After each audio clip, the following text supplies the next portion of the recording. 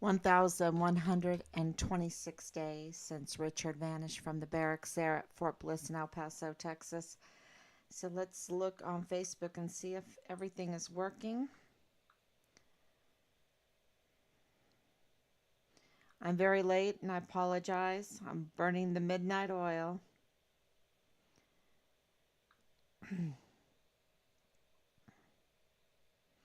Lots going on. Okay, there I am. Richard vanished from the barracks there. Thank you, everyone. Okay, so we're live and I can see questions, and I know I'm very late, but this has to be done. It doesn't matter what time of day it is. It has to be done because this is our recourse. This is how we reach out to let people know what is really going on, because there is a lot of misinformation out there. And, if you haven't taken a look at my personal Facebook, um, it's a history. It's open. I've never shut it down. You can look at who my friends are. You can look at my past. You can see what I post. You can see what I believe in. You can see my politics. You can see, my interests, which is my family. Um, and so,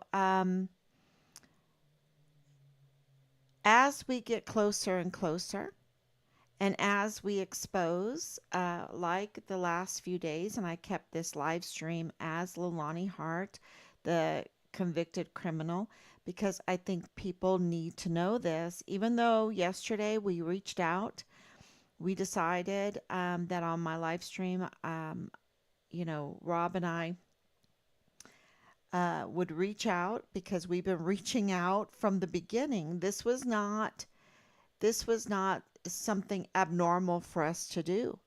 From the very beginning, we have been reaching out to unit members. We've been reaching out to the El Paso community. We've been reaching out to the Fort Bliss community, the military community, the veterans community, and anyone that would have information um, uh, or knowledge about how the system works to help us, because we knew that something was not right. We knew something was not right. And the false narrative about Richard, look, they didn't tell us this that he was a whistleblower. They didn't tell us he was missing. They didn't tell us he was a whistleblower, and they didn't tell us that he was an intern with the CID in regards to Park University. They didn't tell us, we're getting from our intel, that his academic advisor, uh, criminology, hey, is that Thomas Kane? Is that Thomas Kane? The DES, the the one that controls um, and is responsible, the chief of security of Fort Bliss. So now that makes a lot of sense about Richard's connections with Tavita Nusa, with Leilani Hart, and also with Dallas Hart, because Dallas Hart, we will maintain this until he shows us the orders, or, he doesn't even have to show us the orders. It's the Army's job to do that. It's the CID's job to do that. Where are the proof that Dallas Hart was not Richard's platoon leader, first lieutenant? Because now we have this picture, this picture of Edwin Cichonnet, right? And that Humvee is very interesting. So, and then you have another connection. and that is the notarized criminal complaint affidavit that was signed by Leilani Hart, not by Patricia Halliday. It was signed by Leilani Hart. The ID that the notary public looked at said Leilani Hart or Iolanthea, right?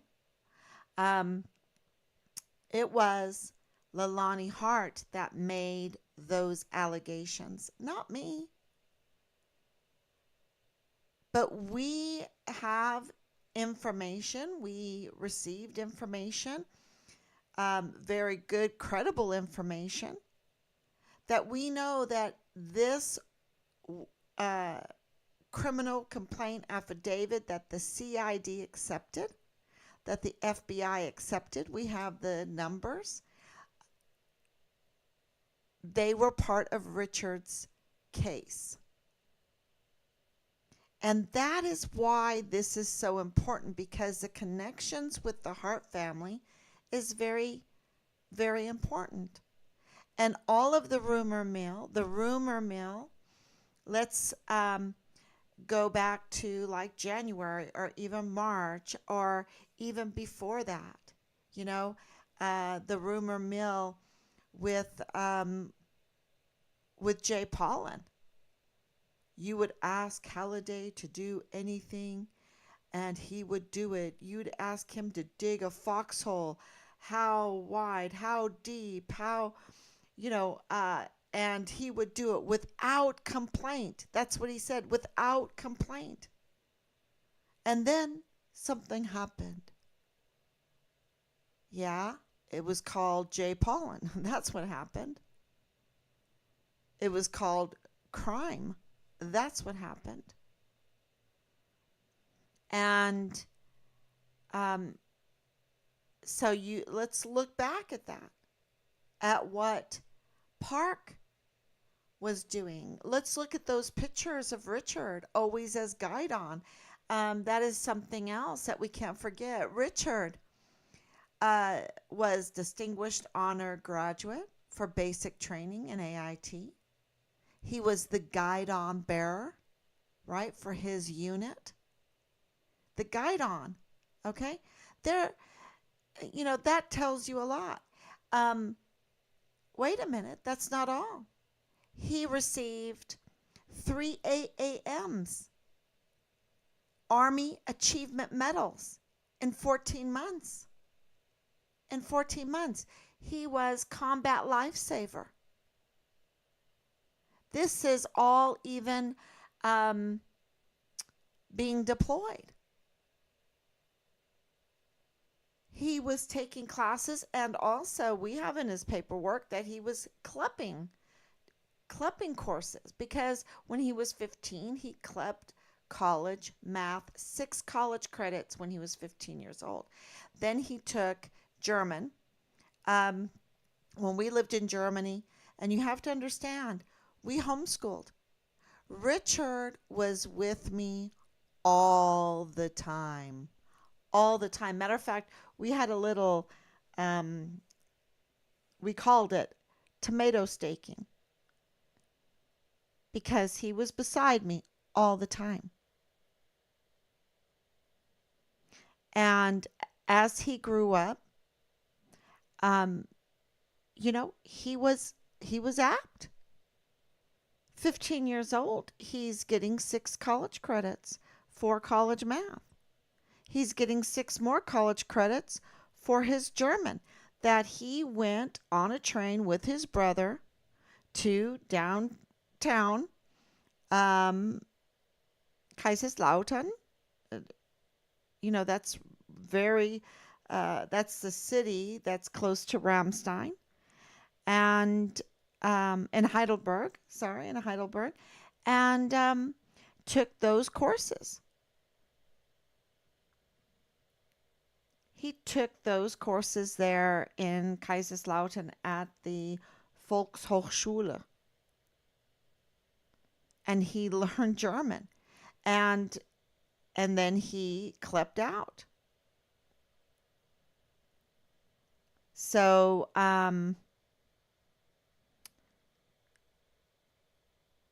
6 credit hours. So he knew how to clip. And he was talking to Hannah about clipping. She's like the queen of clipping. Um, and so, here he is, a guidon bearer, distinguished honor graduate, so happy. Look at his pictures, look at his eyes.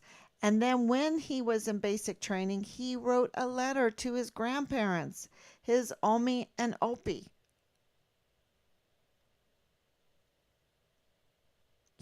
How many of those young soldiers write a letter to their Omi and Opie from basic training? And it's a good letter. It is a good letter. So, you know, we have testimony after testimony after testimony, character witnesses for our family in Germany, in Ireland, in the States, all the people that knew us day in and day out, our neighbors. And, you know, it's really important. It's really important to know the background. And that's why I'm taking this time out to tell you. Because Richard's life was hard to believe. It's hard to believe. We had a soldier come up during one of our rallies, and he said, I thought he was a pathological liar. I said, really? He goes, oh, yeah. Because he said he was born in Poland. He said he was adopted.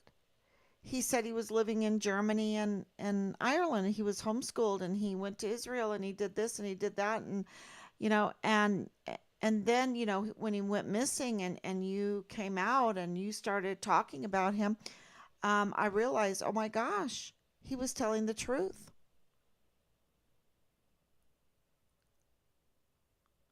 He did not have a life that was similar to those going into the military from the American perspective. He didn't. He didn't have that kind of life. And that's one of the arguments that I gave him. And, in our family, an argument would be more like in a courtroom. You are giving an argument. You're giving your reasons for your stand. And Rob and I were telling him, son, do not join the military because you're so young and you're so odd. You're peculiar compared to the rest. And maybe you need a little time. You need a little time. Go to university. Go to your law enforcement classes. Don't join the military. This was our argument for him because he was going to get in and people wouldn't believe him. And that's exactly what happened. Exactly what happened. And at basic training, we and I made a TikTok on this. We received, when Richard went missing, those that went to basic training with him, messages that were beautiful messages. And we have all of the information out there.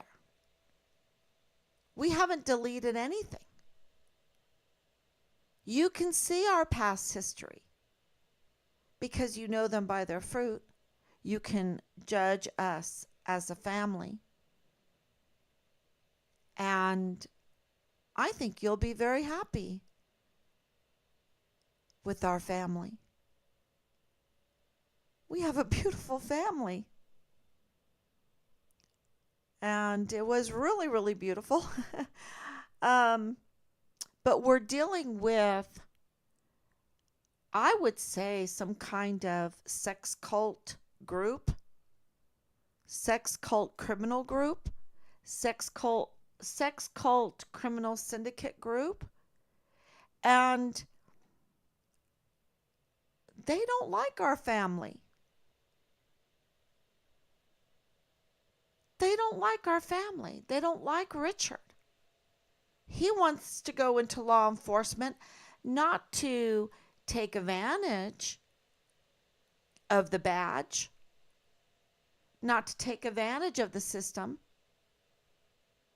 but to be a blessing, to actually enforce the law. To actually enforce the law. And I think that was a big shocker for Thomas Kane. Here, this young 19, 20-year-old actually wants to enforce the law. And I think it shamed him. And it should shame him. Because he has this long history and he's up to no good. He's wearing the badge and he's up to no good. On many, many levels.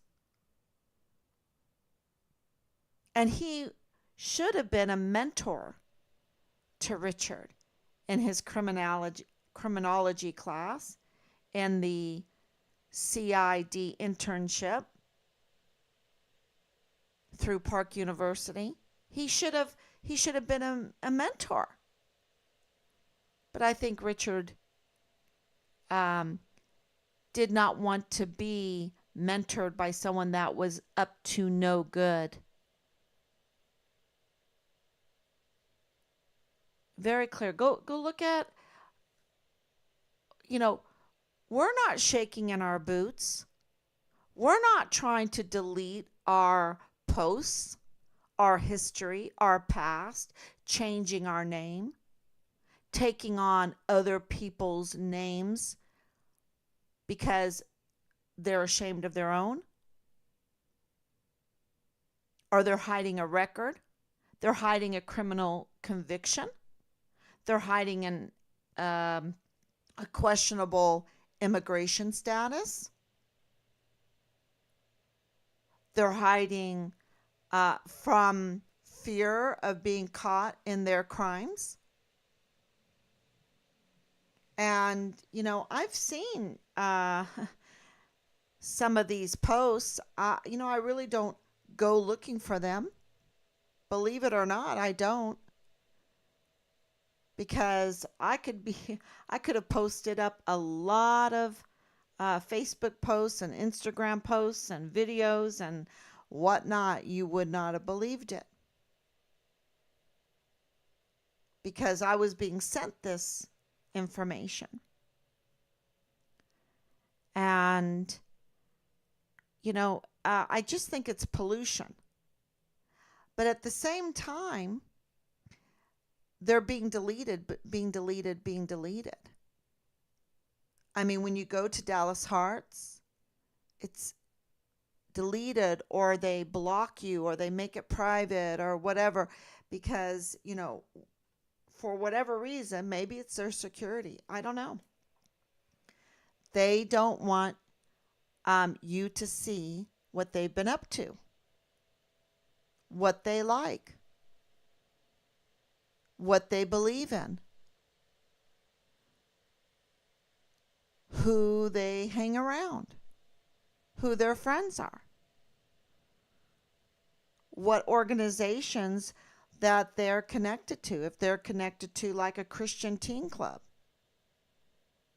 if they're connected to maybe a religious organization that's not too, maybe very powerful, but up to no good.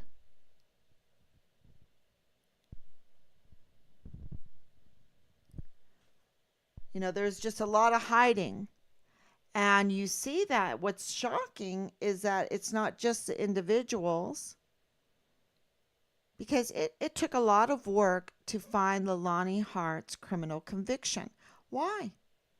If I was James Hart and my wife notarized a criminal complaint allegation confession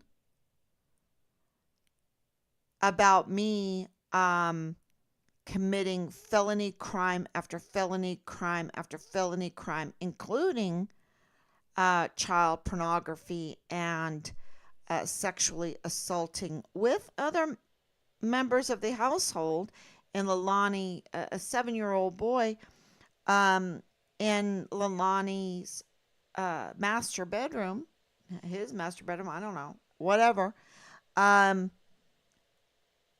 I would absolutely say, wait a minute, my wife is a convicted criminal. She, not just for anything, but she is convicted of lying to law enforcement authorities, right? And not only that, she doesn't even do her what she's supposed to. She's a non-compliance with her conviction. Go look it up. I gave you the numbers yesterday. Go look it up. She was a non-compliance. And, why isn't he, even calling me when he knows that this notarized criminal complaint affidavit is part of Richard's case? Why doesn't he write, instead of saying, I'm just sick of you, why doesn't he write and say, look, she has a history of crime. Go check it out. But they didn't do that. And they haven't, and I'm talking about Dallas Hart too, and they haven't gone to the El Paso Police Department that I know of, because she's not arrested. And she should be arrested if what she said in that criminal complaint is lying to law enforcement authorities. It's the same thing with Nadal Baim. If he was lying about being associated with the FBI in some way as an agent or as an informant or an employee in some way,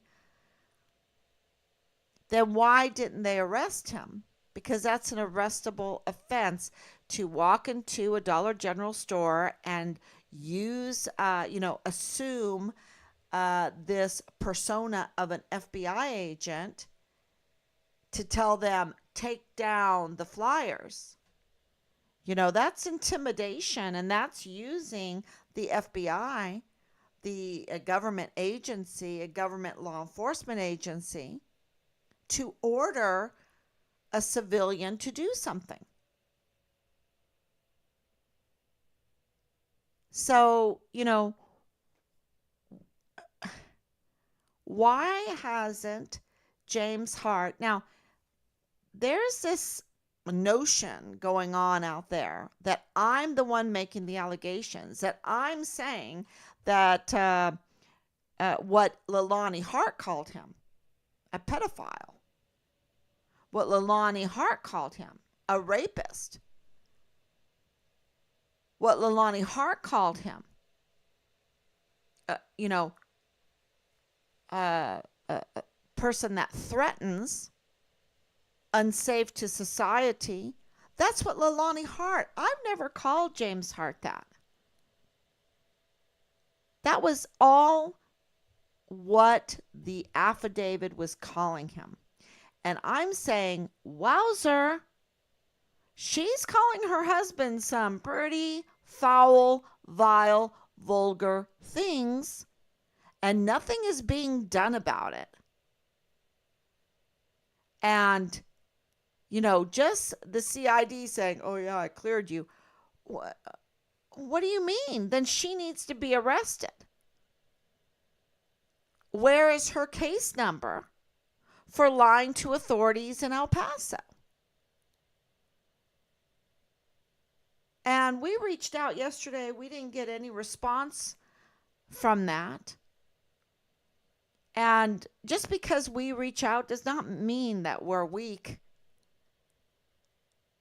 we're, we are standing on the rock. We're standing on the rock. We are very strong. We are very stable. How do you think we've gotten through 1,125 days, right? Because we're standing on the truth. We're standing on the fact that what we want is to know what happened to our son. Where is Richard? Where is Richard? And every family, all mothers, all fathers that have their children that volunteer to serve in our military should be able to ask that without being threatened and bullied and harassed and harassed. And, this is another thing. Leilani Hart has a history of harassment. Case after case after case of harassment. And we're going to get to the bottom of this. I mean, intel is coming in. We're looking at these tactical move storage units, right? And also a knife with a name on it. There's a knife with a name on it. And that's involved. A knife with a name on it. So we're going to get to the bottom of this, and there is a van. There is a van that was used. And this is all in relation to Richard's remains. Because all the evidence, the van, the knife, the lack of compliance, the lack of justice, the storage unit intel that we're getting, the VA intel, the VA connection with the storage unit connection that we're getting, it all points to the forced disappearance and, I have to say it legally, presumed premeditated murder and cover up and cover up and cover up of my son, of our son, of our soldier.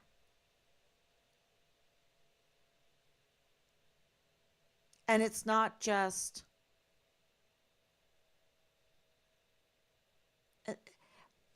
y'all, we have attorneys names.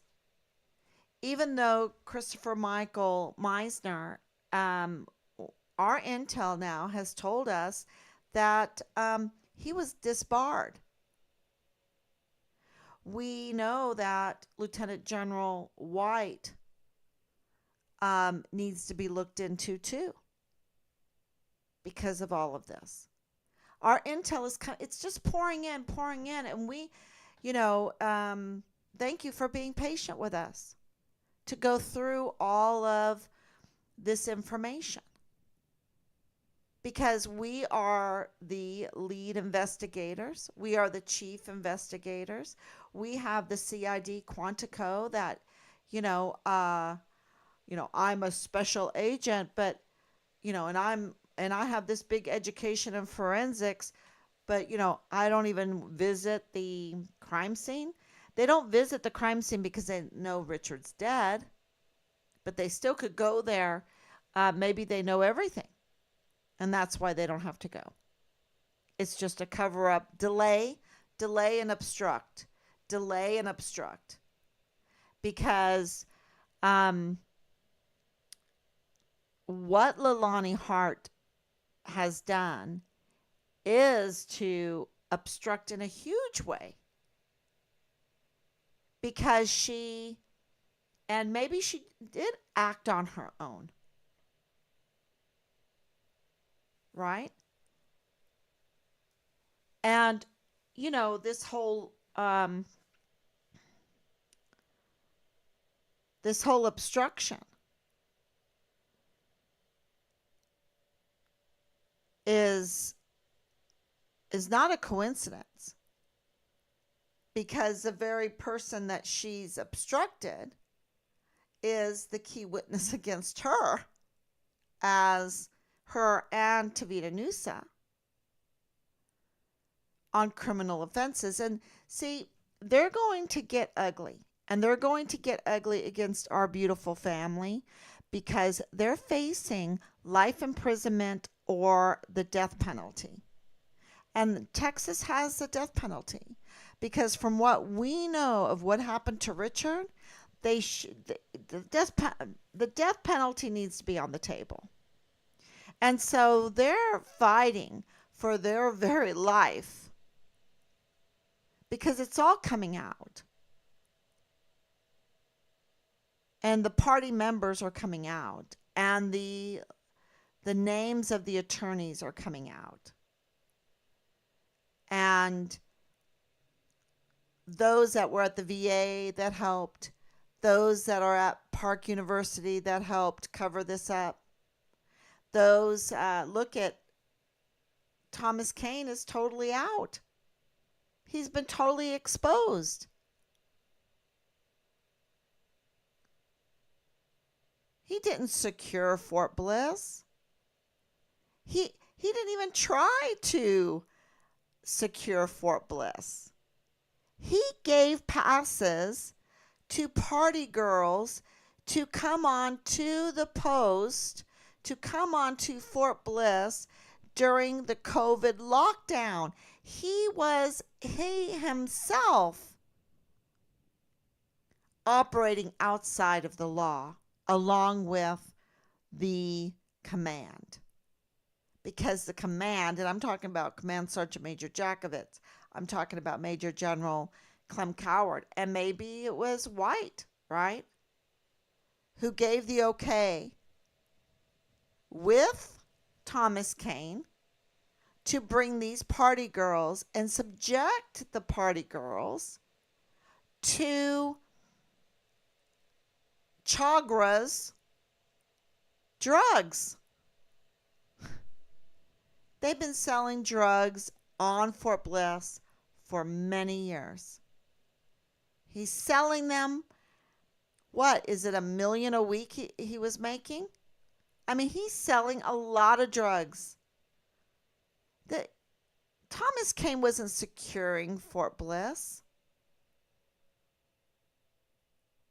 He was fomenting criminal activity. Because you see, if you're bringing in girls, party girls, right? They're ready to party. You know what that means? Drugs, alcohol, sex, illegal activity in the barracks. Did Command Sergeant Major Jakovitz chaperone? Did Thomas Kane chaperone? Did he call in his forces, his guards, to say, guard these party girls? That everyone has to stay 6 feet apart. And then, did he guard the service members? Oh, you are our fighting force. You're our most valuable asset. We have to be army ready. So, you can't risk getting sick. I mean, the hypocrisy. And also the revelation that whole COVID thing, and I can tell you right now, because we went on post, and as soon as we got into the closed room where no cameras were looking, it was like all masks came off, and it was like, oh, thank God, because there was no risk. It was a psyop and a political hit job. And they used our military to do it, and our military was willing to do it. Which is pretty bad. Because if they're willing to do that, what else are they willing to do against our countrymen, against our country, against our, you know, our economy? Because economy is the work of the people, right? It's the actions of the people. And if the military is hindering the action of the people, they're destroying they're destroying the country. That's not defending the Constitution.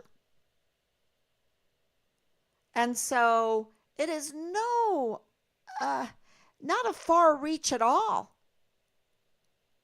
to say Thomas Kane did not vet Leilani Hart. Matter of fact, I think he had a relationship. That's what Intel is telling me. There are a lot of conflicts of interest here. There are a lot of relationships. That's a huge conflict of interest, and up to no good at Park University also. We're hearing even with students. So Leilani Hart doesn't even get vetted. And then she's bragging that video footage, surveillance footage, is getting tampered with or deleted. Ha ha ha. And Richard is subjected to bodily harm. This is in the whistleblower. See, this is what reopened our case, the interest in our case. Is the whistleblower complaint by the officer of the court the beginning of 2022? This is 2023. So yeah, beginning of 2022, he puts in his whistle complaint. We go a year, and then the retaliation starts.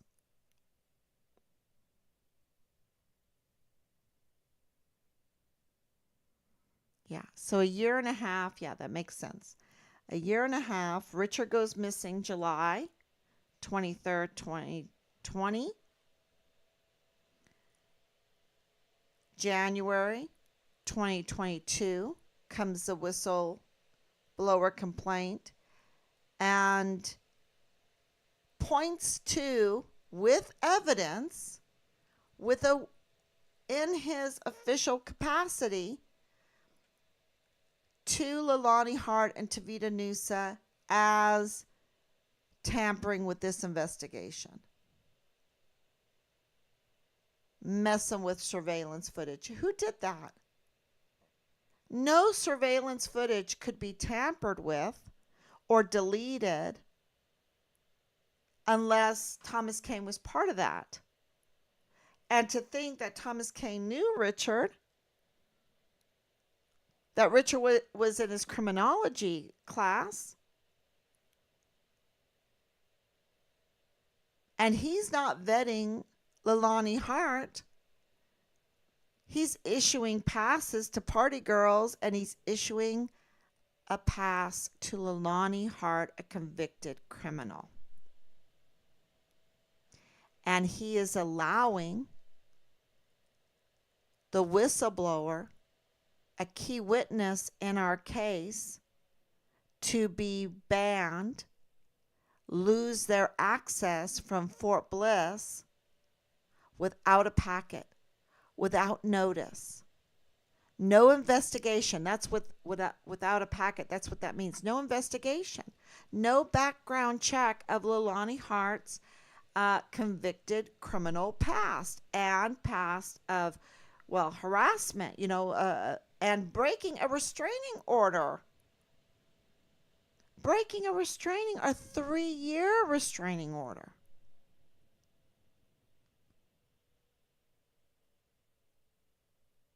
Where is that info? Why weren't we told that?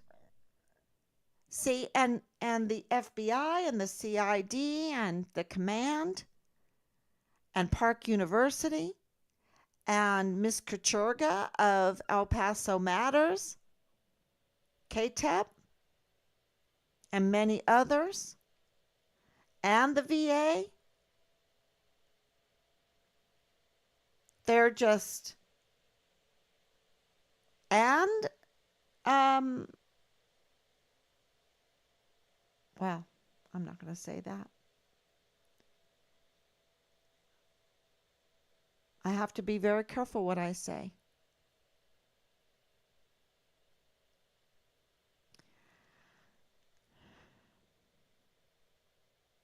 They're all culpable for non-compliance, not reporting.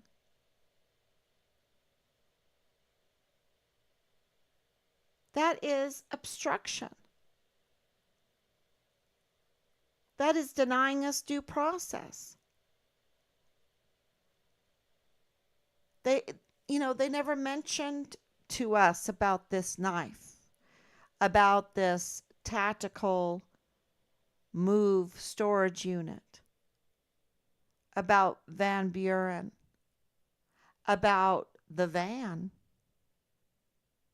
about the video footage,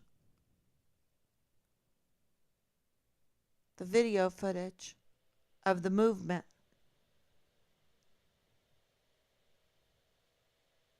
They didn't tell us about that. They didn't tell us who Nadal Baim is. We had to find that out. And now the intel is coming out and the truth is being exposed, and it's all, we have fit it pretty good together. It's just like Lieutenant General Sean Bernabe said. The authorities need to be driven to do the right thing. And that's where we're at right now, because we've had it for a long time. We have enough to know that Richard was wronged, that there's a lot of criminal activity going on, and that the criminals themselves are so used to, this is my opinion, for 3 months being harassed and still being harassed, and threatened and bullied and polluted by vile and vulgar. They're so used to being able to use our institutions, our VA, our Army, our CID, our FBI, our military police, our CPS or CYS, our emergency intake center, our child care. Because do not forget, and this is something that a friend, Team Fine Richard Halliday, told me, my goodness, who neglected to do the background check on this family? Because Leilani Hart, they were doing a child care. James Hart was doing Hart child care.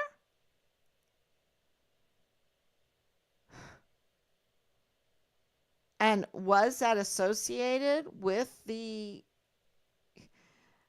CYS with Ann Ogle? And we have CPS names also.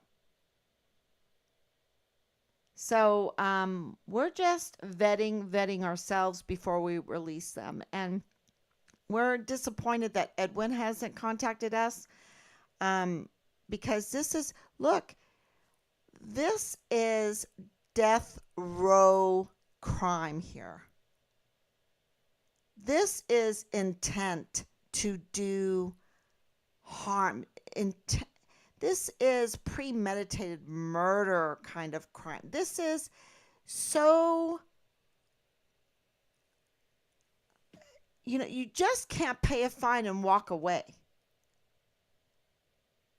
And that's why we're disappointed that Leilani didn't call us, that Edwin didn't call us, that Lisa didn't call us. Lisa should call us. It is, and there's others. There's others that should call us.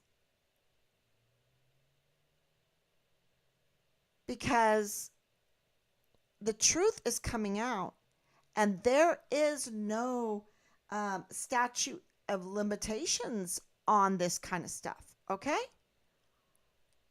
There's no statute of limitation. You can't just say, okay, I'll let 3 years go by and I can just walk away.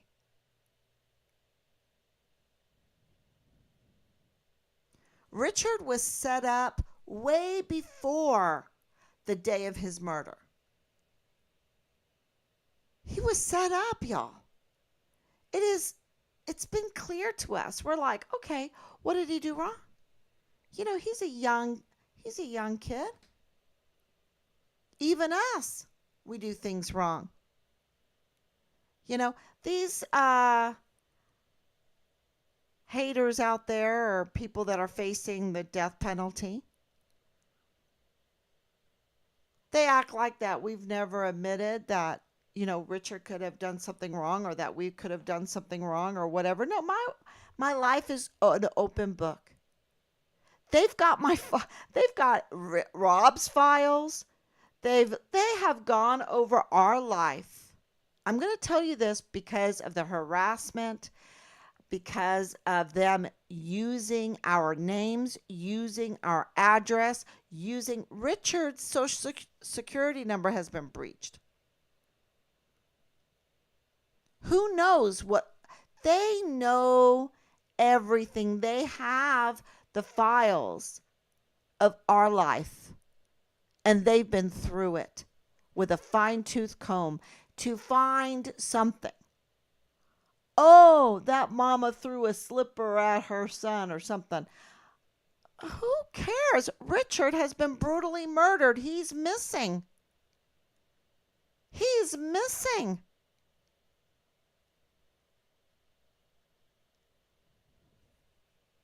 I don't think I've ever thrown a slipper at him. But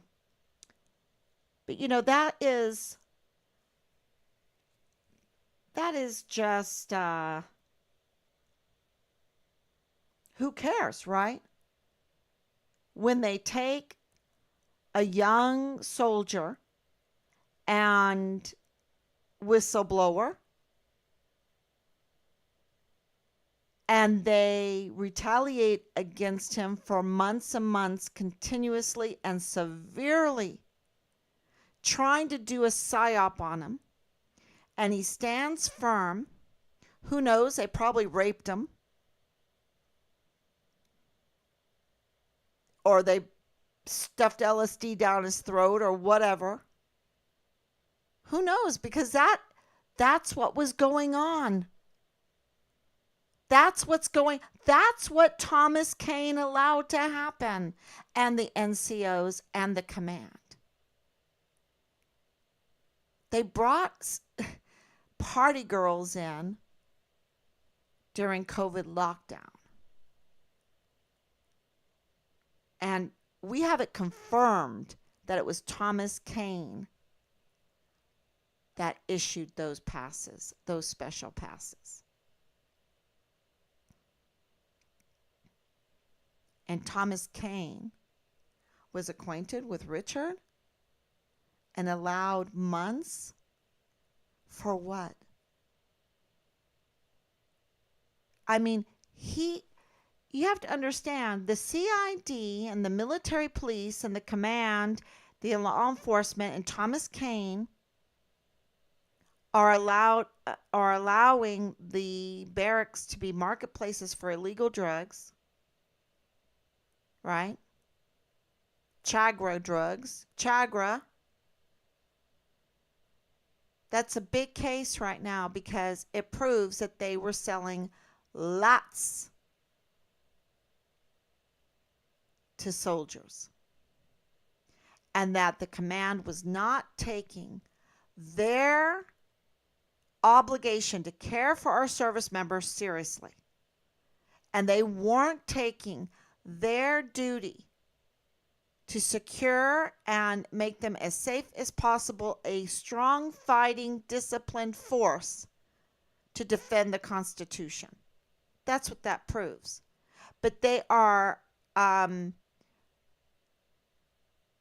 allowing 85,000 plus unaccounted for minors at the emergency intake center on Fort Bliss. The barracks are flush with weapons, and they're bringing in young party girls. You know, let's top it off with that to add some sexual harassment and sexual assault to it. And then if you don't like it, then they do some bullying and harassment and retaliation, and then you have a PTSD problem because they're watching young kids, 7-year-olds, be, raped, or 14-year-old girls being prostituted, living in the barracks. And then they wonder why the suicide rate is so high. And for Richard, they totally destroy him with their retaliation, with everything that they had in their gun, as far as what we've entrusted to them, as far as, to rehabilitate, to restore them to their duty, like an Article 15, like a GOMAR, like the chaptering. Okay, then just chapter them out. But everything, they weaponized it all. They weaponized it all against him. And when I said, okay, for what? For what? Because you have, and don't forget, Captain Park went through the whole gamut. We were trying to see if he had his weapon illegally. Nope, that was legal. We were trying to see if there's any, if he crossed over to Mexico. Nope, he didn't do that. We were seeing, if he's mentally ill. Well, let me tell you, with you as a captain, there's a good chance that after a period of time, it would be definitely strenuous on mental health. Because if you read that letter, these people are sick. They're absolutely sick. Where was Captain Park telling us about Leilani Hart being a convicted criminal? Where was he telling us about all the drugs that are in the barracks? About Richard whistleblowing for child trafficking, sex trafficking to the CPS? No, he's doing this investigation, trying to find a crime on Richard. And read that letter. I should post it again. It is fascinating because they couldn't find anything. They couldn't find anything. And I'm like, I'm waiting. I'm waiting to hear about my son. Why you had to destroy him while he was alive, and then destroy him when he was deceased, because they dismembered him, y'all. And what we're hearing through our intel with this storage unit, but they were always looking for his remains. They were never looking for Richard alive.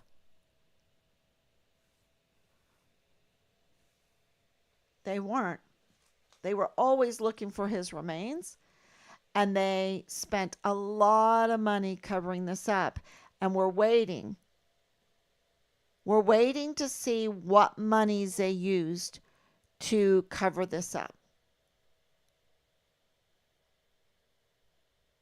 And, you know, hopefully we'll hear it from Amy Snoddy, Governor Abbott's um, financial allocator. I mean, he allocates the money, she makes it happen, I guess. I guess it's how it works. What monies did they spend on Richard's case? We'd like to know. And we're going to find out what part the DA played, what part the AG played. We already kind of, because why aren't they answering us? Their non-compliance, their silence is what makes us look into them. It's like, hey, wait a minute. Don't you think Bill Hicks should answer this? This is a very uh, dynamic case, changing all every day. I mean, it's just been 2 days, and Leilani Hart is a convicted criminal for lying to authorities, to lying to law enforcement authorities. And then she didn't even comply with her conviction. I mean, my goodness. And this is on top of all these other. That's just in the last couple of days. This is so, I used to always say convoluted. I think I'm going to use dynamic.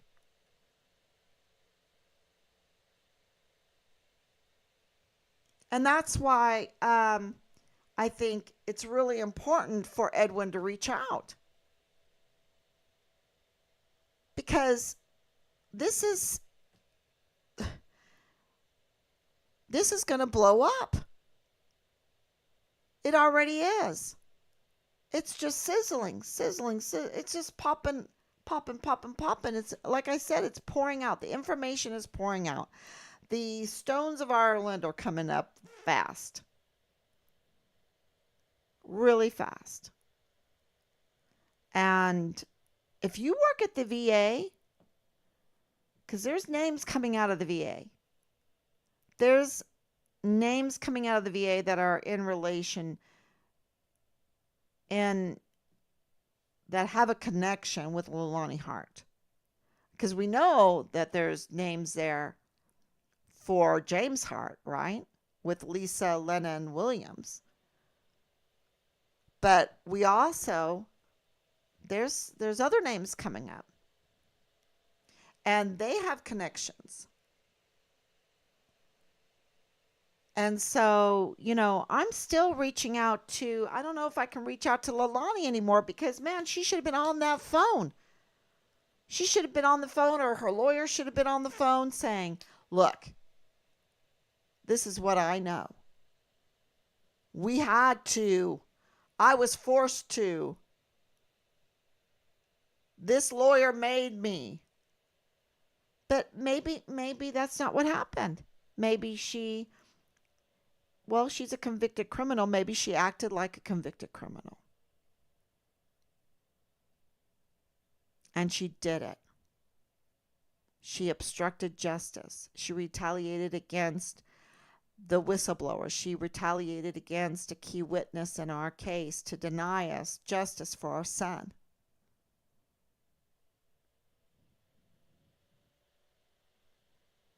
And then to harass by putting out false narratives, like current Adeline West.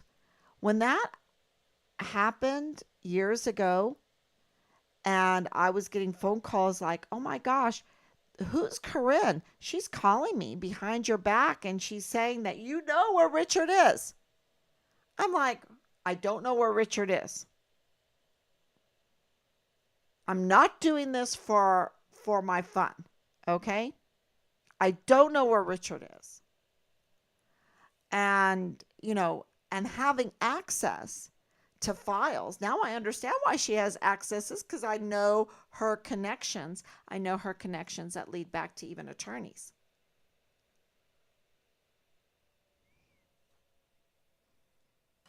So I understand how she got information.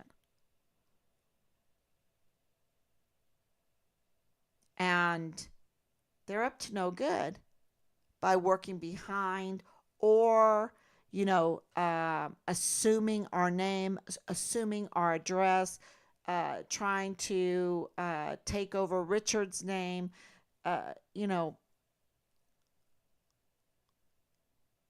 so people think, oh yeah, that's Richard. No, it's not Richard. They're stealing identity. They're acting like criminals because they are criminals. And they've had every opportunity in this long, drawn out investigation to do the right thing. And they haven't done it. And I haven't alleged anything. I have evidence. I know exactly that Captain Park wrote that letter because I have that letter. I know exactly that Nadal Baim did what he did because I have the CCTV footage. I have the video footage of the cashier witness. I have the recorded testimony of what Corinne Adeline was doing. I have on record testimonies that Dallas Hart was in Delta Battery 143 and that they got rid of a lot of the pictures. They cleaned it out. They cleaned it out. There's no history there. Why? You don't say when you're in the military, "Oh yeah, I was in the military." No. You know exactly. I was ADA. I was green to gold. I was Delta Battery. So absolutely, we maintain that he was Delta Battery 143, and I think Edwin could um, confirm that. I think he can confirm that, and I think many others could too. But something was way out of hand, and that was because the command was operating outside of the law, and they were also up to no good, and things. We need to hold these people accountable for the damage that they have done. We really do. And the death penalty needs to be on that table. And when I think about it, I'm like, okay, McConville, Mealy, McConville, Mealy, Garrett, McConville, Mealy. And I think there's Veronica Escobar, Veronica Escobar. I'm thinking of these people in high places, and I'm just a little mama, so other people that know better could tell me even more. And so this needs to uh, be on paper. This needs to be done properly. We need to drive our system, our law enforcement, to do the right thing and to do what they're supposed to do. Because, see, in my faith, we use the Book of Common Prayer. Why? Because that keeps every priest at bay. The Book of Common Prayer keeps every priest at bay. When we go to church, it is so restrained in what a human can do to manipulate. Very restrained. And that's why we love the Book of Common Prayer, because it's so beautiful. If you haven't sat through a service with the Book of Common Prayer, you should. It is so beautiful. And bring tissues, because the first couple times it moves you because it's so beautiful, because we live in this ugly world. And um, you know, humans just can't do what God can do. Humans can't do it. So the system, our American system, that's why we as Americans have spent so much money. We do whatever we can to defend that Constitution. And we've been taken advantage of, because the system is what we count on. We don't count on the people, it's on the system. And that's why Lieutenant General Bernabe said something so profound. They need to be driven to do the right thing. And that's why, if you haven't written letters yet, write letters. You don't think that they help, but they do. They do. They have to be driven to do their duty. We cannot just think that they will just out of their benevolent spirit do the right thing. No, because they're corrupt.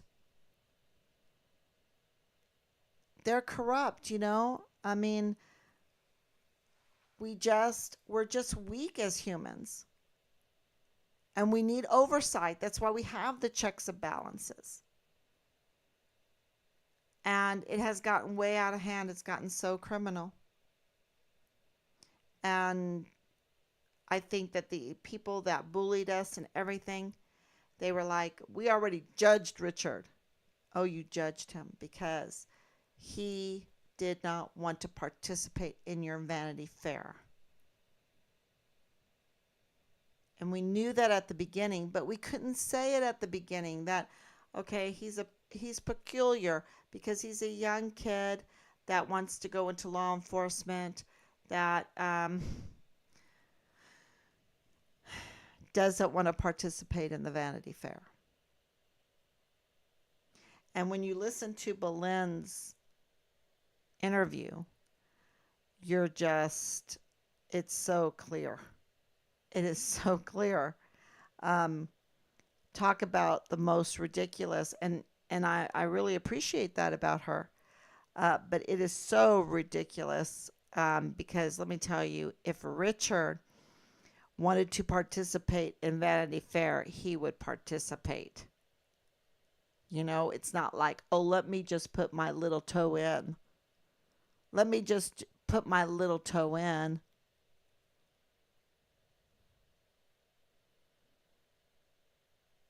But she protected him from that PI. She protected him. And I will be always grateful for that testimony. I will be. It is something to listen to, let me tell you. And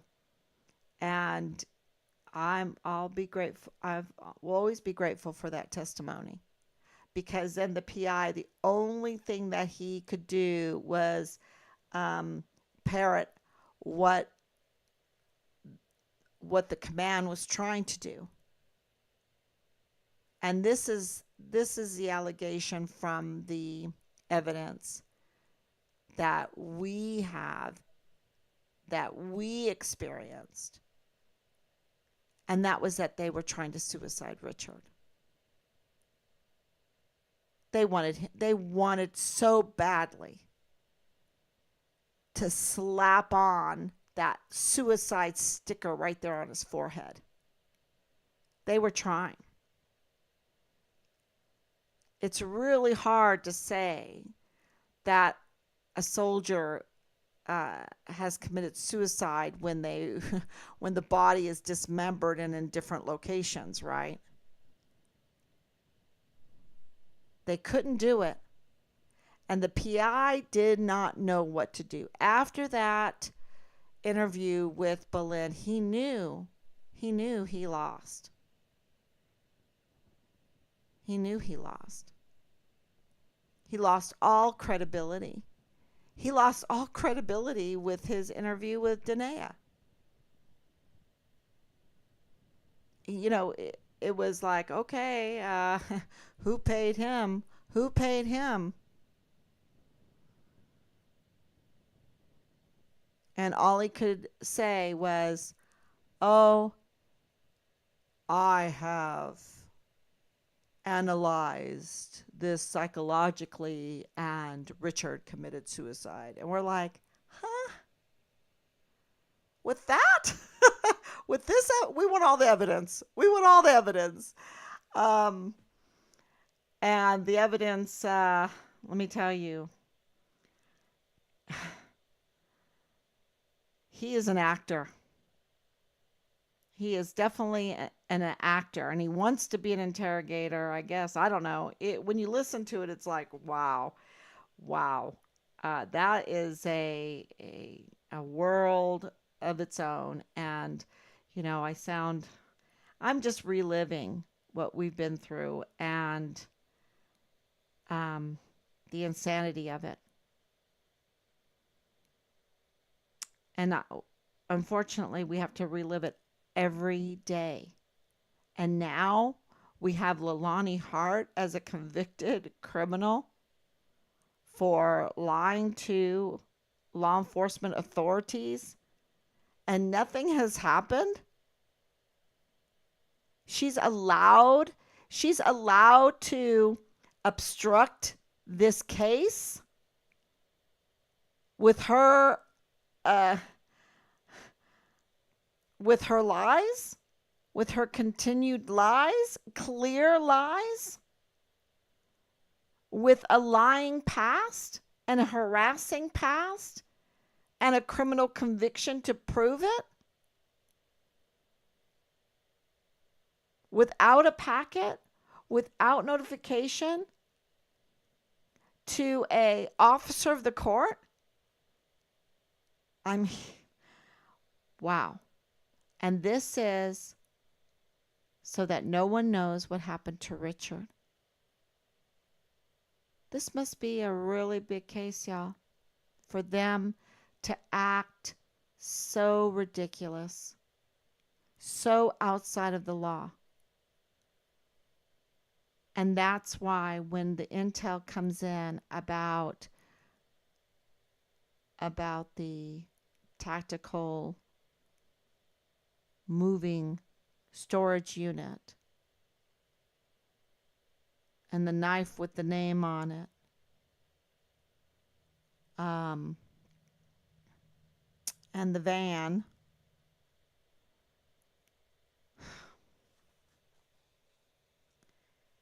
yeah, and the van, I think Pontiac van.